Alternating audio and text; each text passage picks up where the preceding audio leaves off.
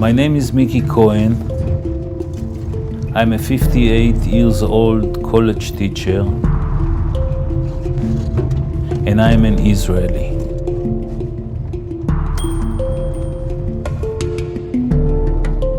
Miki Cohen, İsrail'in kuzeyinde, Galile yakınlarında bir dağda yaşıyor.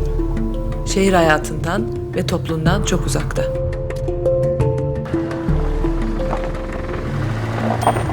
I was born in Givatayim, which is a small city next to Tel Aviv in the center of Israel. All my family are three people. There were my two parents and me. Weren't actually anybody else, partially because of the Holocaust, people that were dying there, and partially because they were cutting off some people because of a lot of anger. So my two parents were emotional, handicapped children that came to Israel, found each other, and had me. In a way, I'm what it's called in Israel the second generation of the Holocaust. So it's like those who were influenced by the parents. And in Israel, there are a lot of people in this situation. They came from the Holocaust. They, in a funny way, they try to run a regular house. The major influence of my parents in me, I felt that they didn't see me. This was my main feeling in my life. So I was going and looking for this place of what is it in me, what I am. Miki kendini arayış yolculuğuna henüz başlamıştı ki 20 yaşında daha kafasındaki sorular henüz yanıtlanmamışken kendini Arap-İsrail Savaşı'nın tam ortasında buldu. I was in the Israeli army in the 73 war, and the war mentality, the killing mentality, the feeling that we are in one side victims and in the other side we are the oppressors. So what are we? So I started to, looking for bigger answers, let's say, or deeper. So I started looking, and for many years I was looking in places, different kinds.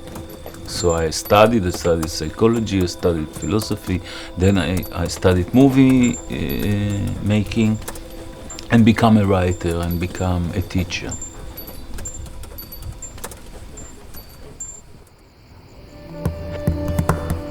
Bugüne kadar yayınlanan 4 kitabı bulunan Miki, hayatına başarılı bir öğretim görevlisi olarak devam etti. Ama faturalardan, apartman dairelerinden, şehir gürültüsünden, hatta insanlardan çok yorulmuştu. Yaşamında büyük bir değişiklik yapmaya karar verdi. Bu karar, onun içsel yolculuğunda da önemli bir adım olacaktı. I came to the mountain 8 years ago, and I came in from the city. I was living in a regular house. I bought the caravan, and for 2 years I was traveling with the caravan from place to place. But then I wanted to put myself on the ground. I bought this land and I started living here.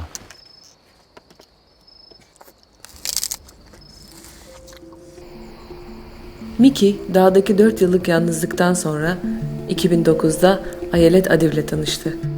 Çift aynı yıl evlendi. Ayelet'in bu hayata katılmasıyla Miki'nin karavanına bir mutfak, bir mağara ve bir çadır eklendi. באתי לחיים של מיקי, אז לא היה בכלל מטבח, הכל היה בקרוון, ובעצם אמרנו וואו, צריך איזה מקום להכין אוכל.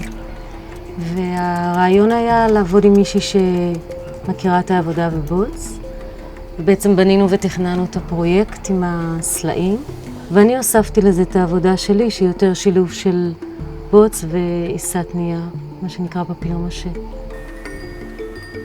Ayelet haftada sadece birkaç gününü dağda geçiriyor. Çünkü Miki ve Ayelet'in şehirde de bir evi var. Miki ise haftanın yalnızca 2 günü şehre iniyor. O da ders vermek için. Geri kalan zamanda dağ hayatının zorluklarını birlikte paylaşıyorlar. Ne de olsa buradaki yaşam her zaman çok da kolay değil.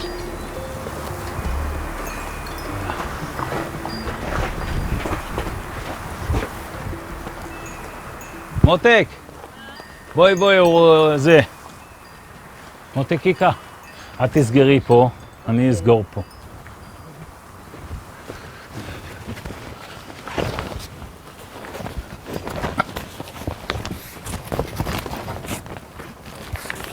It's a summer rain, it's not serious.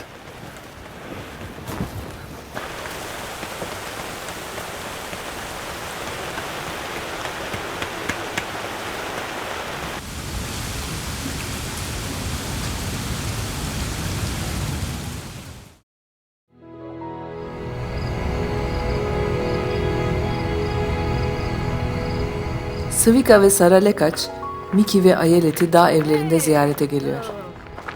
Onlar, Miki'nin yolculuğunun en yakın tanıkları. I know Miki since we are 20 years old.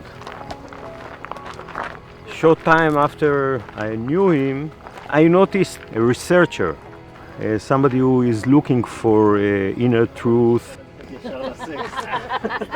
His process coming to the mountain, starting to building his own place and connecting with the earth. And then I think he kind of prepared himself. Now I realize he kind of prepared himself to accept the Sufi way.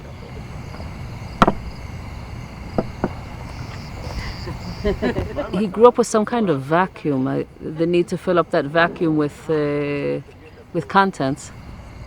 He's making up his own concoction and taking what he feels is right and never taking everything as 100% dogma. All this time I was looking for answers. So it's like looking for things, inquiring, getting a lot of information, asking many questions which are in a way brainy questions. And I got beautiful answers. But somehow it didn't work out. I didn't feel it's right. I felt like an iron shield around my heart. And so I need to take it off. I didn't know what to do.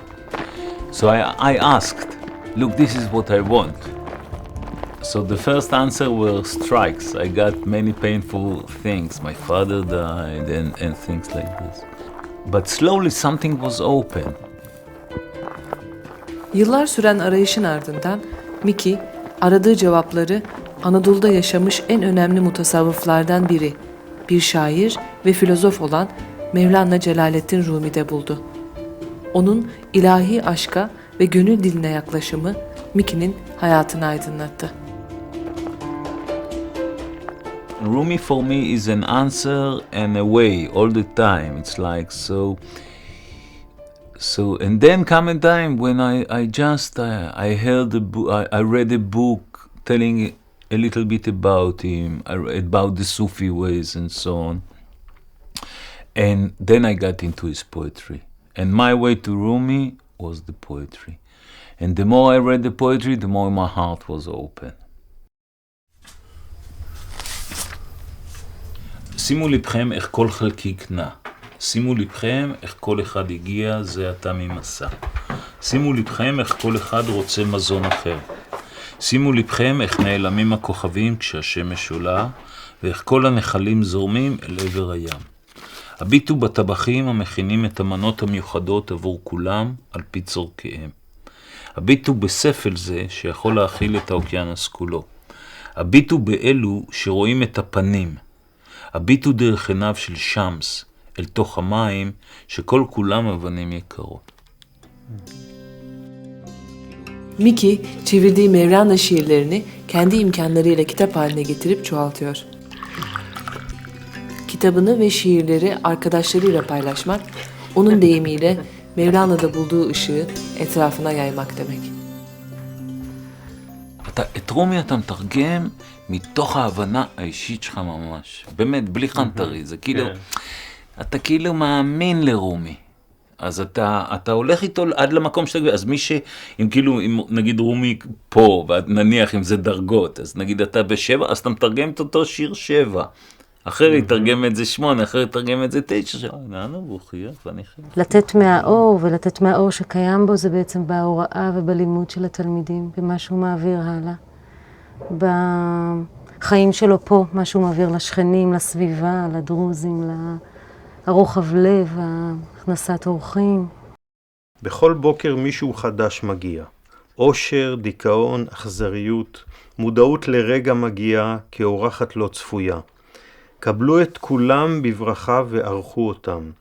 גם אם הם ערב רב של מכאובים, החולפים בתוך ביתכם ומרוקנים אותו באלימות מראיתיו. בכל זאת, כבדו כל אורח, ייתכן שהוא מרוקן אתכם לקראת אושר חדש.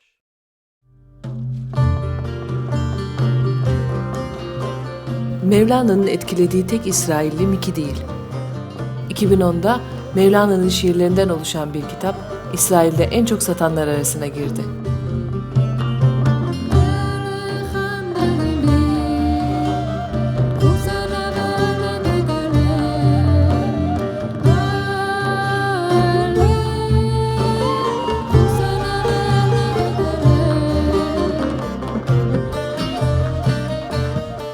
Bugünlerde birçok İsrailli sanatçı onun şiirlerinden esinleniyor. Divansaz grubu da bu sanatçılar arasında. Grup, Mevlana'nın dizelerini Yahudi ilahileriyle birleştirip Türk enstrümanlarıyla yorumluyor. When I saw Rumi through Miki, became part of my life. I know groups of people who are reading Rumi, so people reading, I think he gives something that we are missing.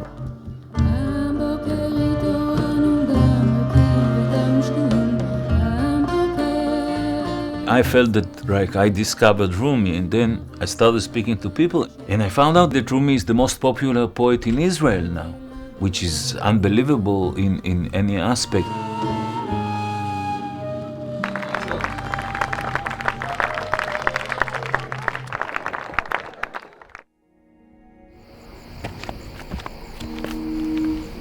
Mevlana, İsrail'de sadece bir şair olarak tanınsa da Miki için bunun çok ötesine geçmiş bir yaşam biçimi olmuştu. Bu yüzden Mevleviliği daha fazla öğrenebilme umuduyla Türkiye'ye, Mevlana'nın evi Konya'ya gitmeye karar verdi. Yahudi kökenli ve İsrailli olmanın işini kolaylaştırmayacağının farkındaydı. I was so grateful for what he gave me.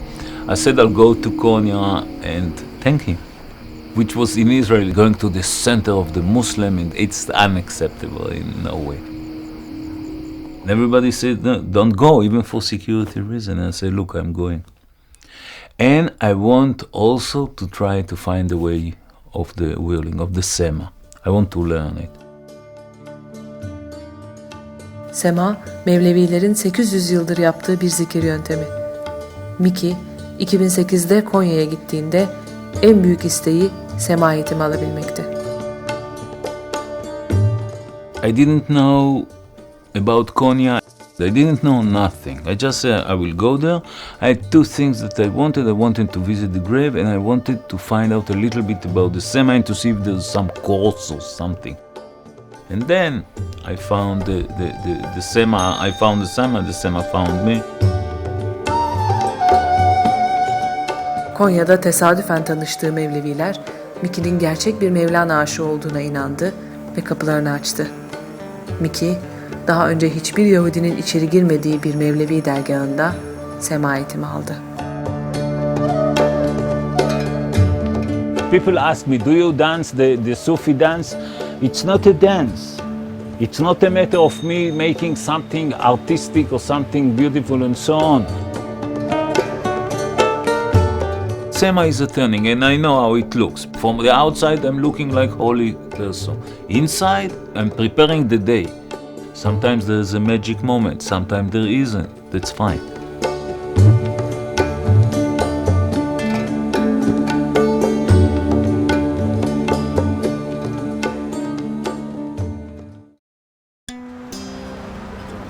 Burası Nasıra, Hazreti İsa'nın büyüdüğü yer. Kadiri tarikatı çok uzun zamandır bu topraklarda varlığını devam ettiriyor. Nasıra'daki Kadiri dergahında farklı dinlerden insanların bir araya gelmesi ve birlikte ibadet etmesi bir gelenek. Miki ve Ayelet de Ramazan'la ilgili bir etkinliğe katılmak için buradalar. Kadiri Şeyhi Hasan Manasra ve İsrailli İslam tasavvufu uzmanı Zev Ari katılımcılara Ramazan ve İslam tasavvufu hakkında bilgi veriyor. רומי היה אדם שחי בטורקיה, לפני 800 שנה הוא נולד. והוא היה איש משכיל מאוד, היה אינטלקטואל של התקופה, וגם מורה דתי, מופתי. וקרה משהו בחיים שלו, שהפך את החיים שלו. וממופתי הוא נהיה רקדן, מדרשן הוא נהיה משורר. מאז אותו מאורע הוא לא הפסיק לרקוד ולשיר. ופתח דרך חדשה באסלאם, דרך של אהבה. להיות האחד זה בעצם להתחבר בחזרה לאחד שממנו התחלנו. נכון, נכון. זה גם עיקרון קבלי. שהאדם תמיד בא מאחורה, משם.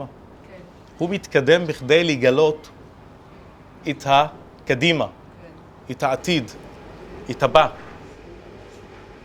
When I did my first activity, we published a big advertisement in the newspaper, The Way of Love in Islam.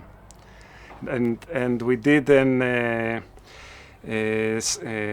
seminar which nobody came to. But the press called me 2 days before and they say, what do you mean, the way of love in Islam? Islam is a religion of hate. And I said, why don't you come to this seminar and see for yourself? And eventually we managed to get some people to the seminar. And this was my first breakthrough to the national media and to the public. And the reaction was, what does Islam has to do with love? People are surprised, they don't know. After they get to know the Islamic tradition, is that they are relieved because they see that it's not so terrible as they thought. כל אחד ישים את היד שלו על הדופק שלו. פעימה ראשונה עושים פעימה שנייה עושים לה. עושים פעימה ראשונה לה, לה, לה. It's the opposite the way I was grow up. I was grow up as a child in a family that was really afraid from Arab people. I didn't know anything about them. Then I met Rassan, the Sheikh Rassan Manasra. It changed my life. I think we believe in the same God, Allah. I found that the Quran is very near to the Bible. I started study the Quran. It's influenced all my life, all the surrounding people around me, my family. كل القلوب إلى الحبيب تميل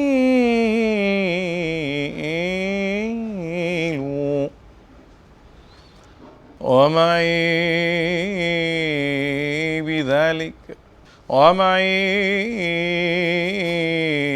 بذلك شاهد ودليل. It's different when I'm going to teach about Islam. About Islam, the people, they have some objections, some, fighting in discussion, our discussion. Here, it's different. They are coming to know and to believe in this way. ذكرت محمدا صارت دموع العاشقين تميل.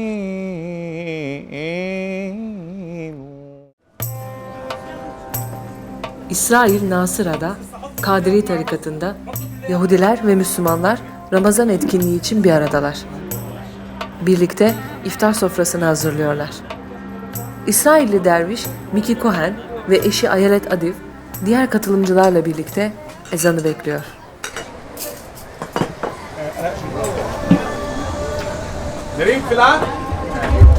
يا رب يا رحمن اللهم آتنا خير هذه الليلة وابعد عنا شرها آمين. اللهم يا رب يا رحمن نقي قلوبنا لكل خير آمين.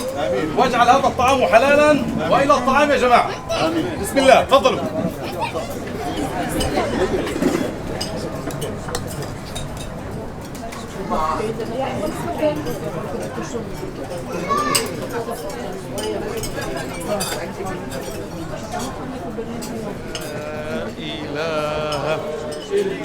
الله لا إله إلا الله لا إله إلا الله لا إله إلا الله لا إله إلا الله. I think Israel became a place where it's so consumed by fear that it seems that everybody is celebrating on it. And many young people, and not only young, we say enough, so we start looking for other answers. And I think that Rumi is a very good answer for us. The Sufi way, especially the Rumi Sufi way.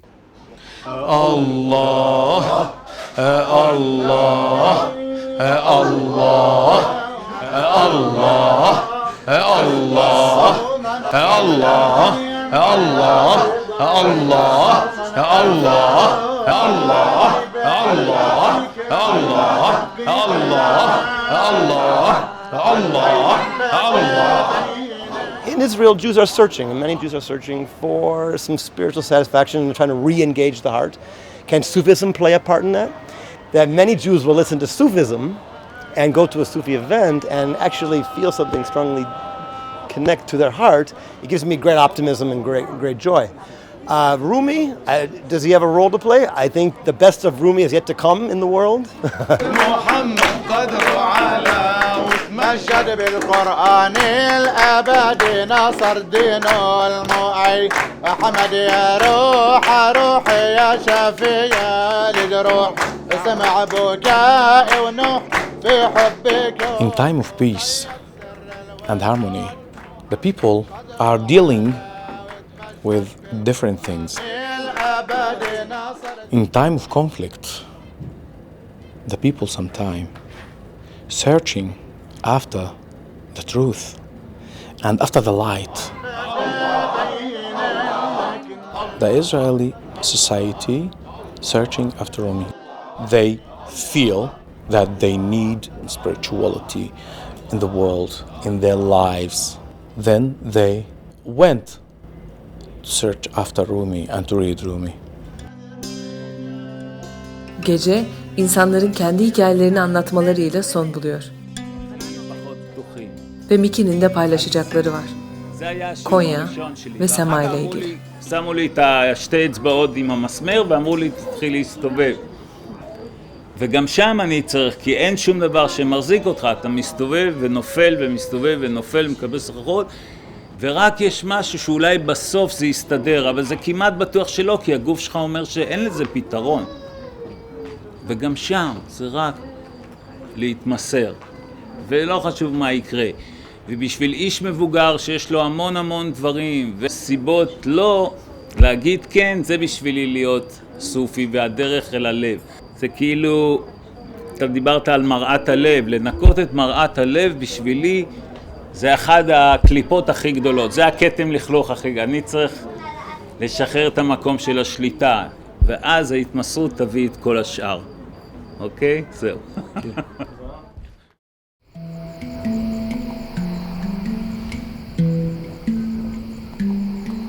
Miki, ikinci kez Konya'ya gitmeye ve sema eğitimine devam etmeye karar verdi. Bu, onun içsel yolculuğunun bir sonraki adımı olacak.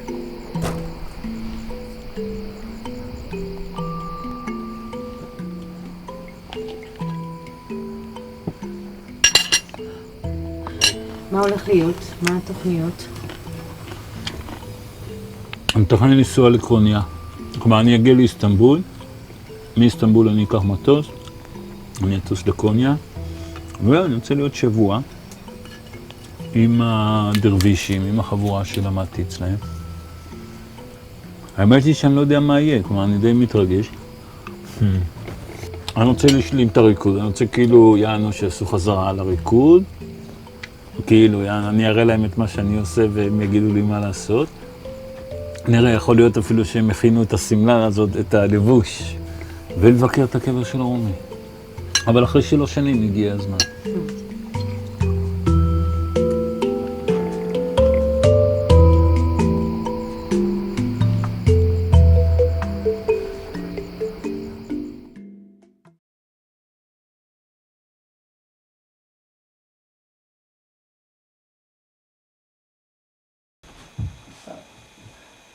Yani sürekli de atsın, tekrar aynı yerine gelsin, bir daha atsın. Yani sürekli atmasına çalışmasın.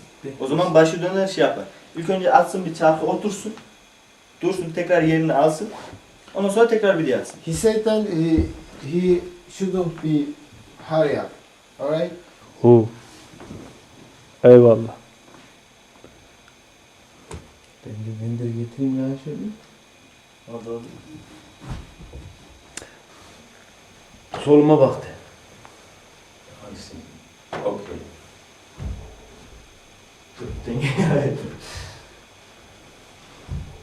Ayağını takıp... Ters dönüyorum.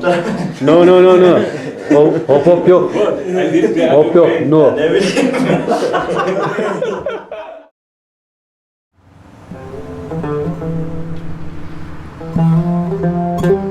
Mevlana'nın şehri Konya. 1207'de bugünkü Afganistan sınırları içindeki Bel şehrinde doğan Mevlana, tüm Orta Doğu'yu kapsayan uzun bir yolculuktan sonra Anadolu'ya geldi ve 1273 yılında vefat edene kadar Konya'da yaşadı. Miki Cohen de bugün minnettarlığını sunmak için onun türbesini ziyaret ediyor. In the first visit, I didn't plan it. I went there and I said, thank you for the poems. And then I went to the mosque next to it and I stayed it for a while. Then I decided to come back. I did it like 7 to 8 times. It became almost like an engine.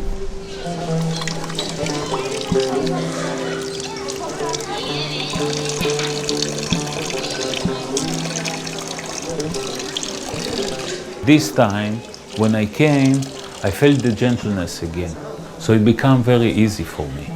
Because I'm going to the same place and it is also something like I'm coming home. Home is a big word, but I'm coming to a place that I love.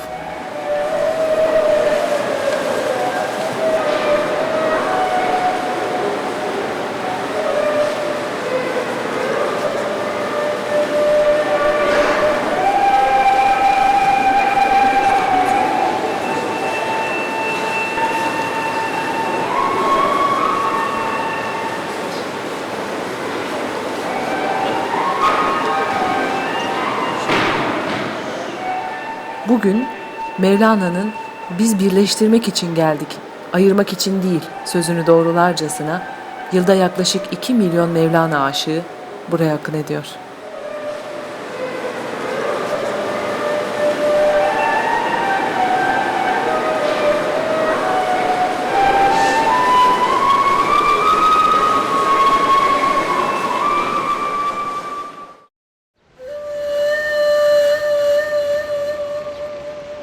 Miki'nin Konya'da 2. durağı Şems-i Tebrizi'nin türbesi olacak. 1244'te İran Tebriz'den Konya'ya gelen mutasavvuf Şems-i Tebrizi, Mevlana'nın "onun ışığı vurmazdan önce ölü bir nakıştım sadece taş duvarlarınızda" diye tanımladığı hocası ve en yakın dostu.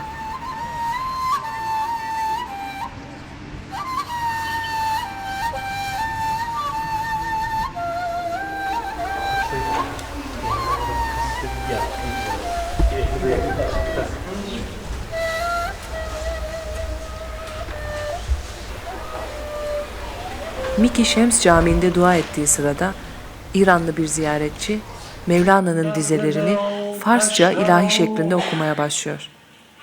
Ve dünyanın çeşitli yerlerinden gelmiş camideki diğer Mevlana aşıkları sema yapıyor. خویش را بیگانه کن هم خانه را ویرانه کن وانگه بیا باشم هم خانه شو حیلت رها کن عاشقا دیوانه شو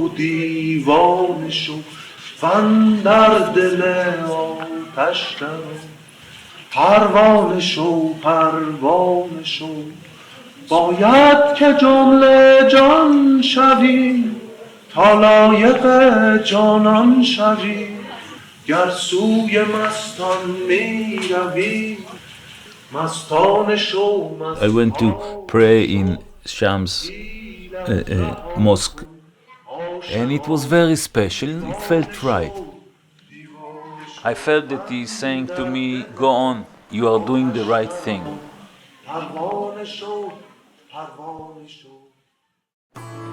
Miki ikinci gün Konya'da tanıştığı ilk semazenin Ali Kervan'ın yanına gidiyor. Ali!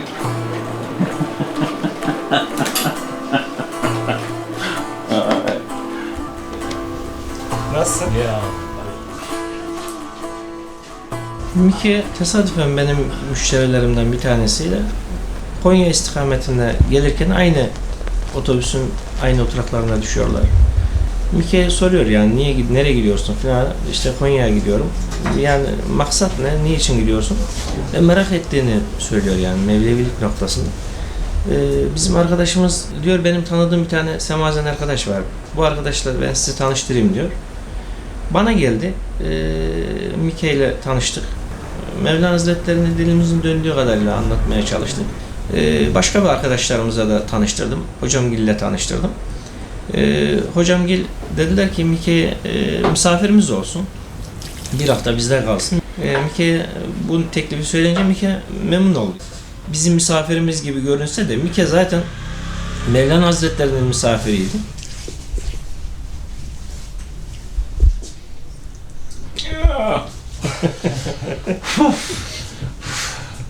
Wow.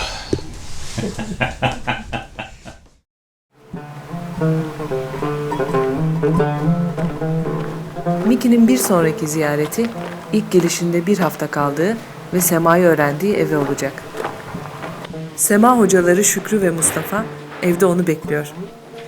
Bugün eğitimine kaldığı yerden devam edecek. Hello. Welcome. Miki. All right. Yeah. And Mustafa. Ortak bir dil konuşmamalarına rağmen dersten önce Miki hocalarıyla sohbet etmeyi bir şekilde başarıyor. Koltuklar yok. This is okay. So if One, two, three. Semada sağ ayak dolanırken sol ayak sabit kalmalıdır.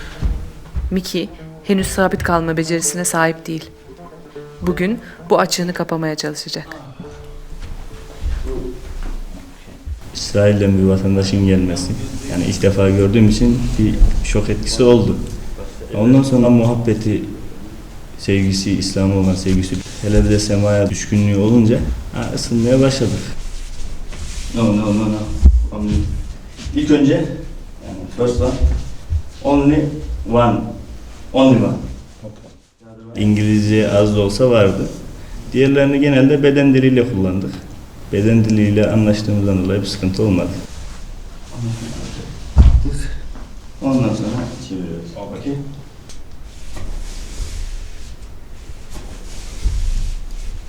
Kendi çalışmasını da gösterelim. Gelişme var. Kendindeki azmi olduğu için o azim ona her türlü şekilde semayı bitirmesine yardımcı olur yani. Selamünaleyküm.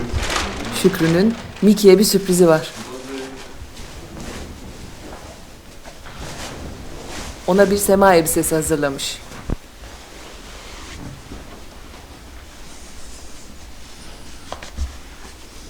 Bismillahirrahmanirrahim. Bismillahirrahmanirrahim.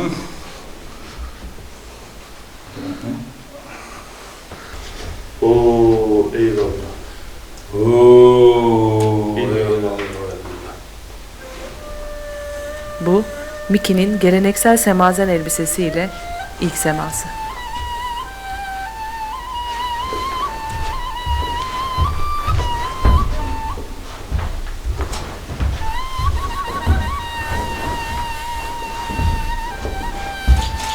Aç kolları. Left.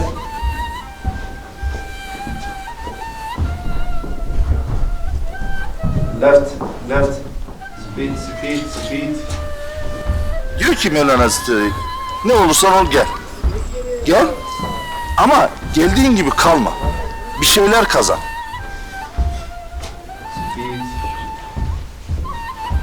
Miki geldi. Hepimizin olduğu gibi onun da ön yargısı vardı. Ama o ön yargılarını yıkıp geldikten sonra burada hakikaten öyle olmadığını gördü. Şimdi bizde sıra. Biz ön yargılarımızı yıkmak zorundaydık. Ve Miki'yi de görünce hakikaten ön yargılarımızın boş olduğunu, değiştirmemiz gerektiğini anladık. Eyvallah, illallah, Muhammedun Resulullah.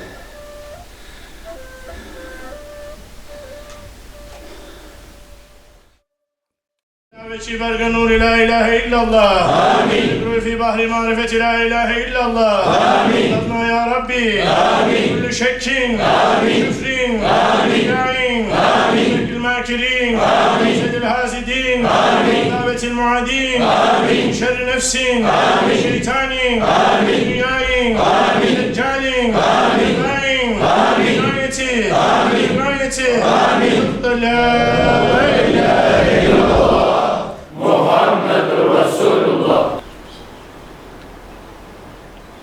Burası Miki'nin 2008'de geldiği Mevlevi dergahı. O, bu kapıdan içeri kabul edilen ilk ve tek Yahudi. Miki'nin zikir ayininde sema yapabilmesi için daha çalışması gerek. Ancak bugün Mevlevilerle aynı dergahta, aynı halkada dua ediyor. Miki artık onlardan biri. فاعلم أنه الله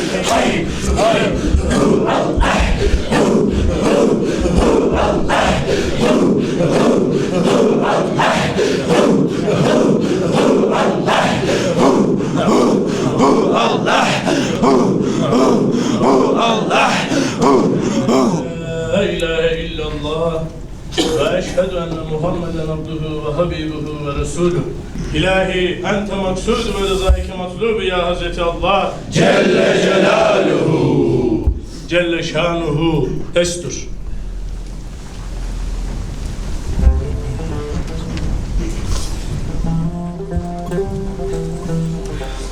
When I came to Turkey, in a way, I felt very safe. The heart said there's no problem. Much of the way of the heart that Rumi represents is saying, look, just feel it, so there's the difference are less. So I think the way of the heart is the international language.